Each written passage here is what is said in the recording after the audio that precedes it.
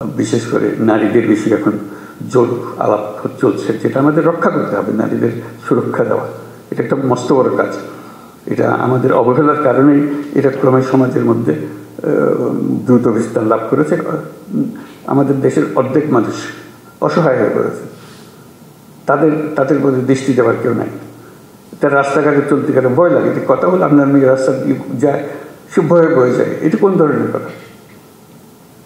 এই দেশের একজন নাগরিক রাস্তা দিয়ে যাবে, তার মনের মতো একটা ভীতি টানবে, তাকে তার দিকে তাকালে কি বুঝবে? কোন দিকে তাকালে না নিচের দিকে তাকালে না উপর দিকে তাকাবো বুঝতে পারছে না। কোন কাপড় পরবো বুঝতে পারছে না। কোনটা আমি নিরাপদ হবো? আমার নিরাপত্তা কোথায়? বাপ হিসাবে, ভাই হিসেবে আমাদের তো একটা পারিবারিক দায়িত্ব আছে। তারপরে পুলিশ হিসাবে আমাদের সবচেয়ে বড় দায়িত্ব। আইনে তাকে সমস্ত অধিকার দিয়েছে। সেই আইন তার জন্য দেওয়া, তার হাতে তুলে দেওয়া যে হ্যাঁ, এই আইন আপনাকে অধিকার দেবে। আমি সেই আইন প্রয়োগ করার মালিক।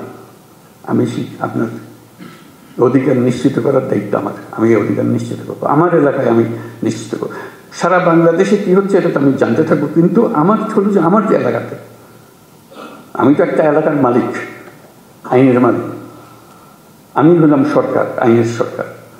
কাজে আমার নিশ্চিত করছে সে অধিকার যেন প্রতিষ্ঠিত করতে পারে, কোথাও যেন এটা নিয়ে প্রশ্নটা তুলতে না পারে কেউ।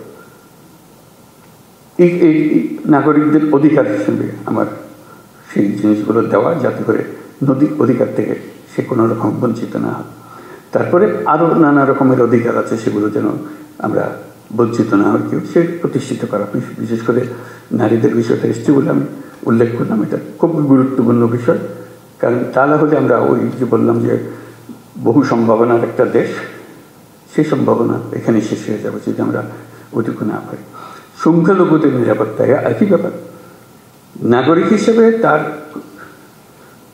আমাদের কনস্টিটিউশন অনুসারে যত অধিকার দেওয়া আছে সবগুলো নিশ্চিত করা আমাদের দায়িত্ব, এবং সেই দায়িত্ব পুলিশের মারফতে আমাদেরকে এক্সিকিউট করতে হয়।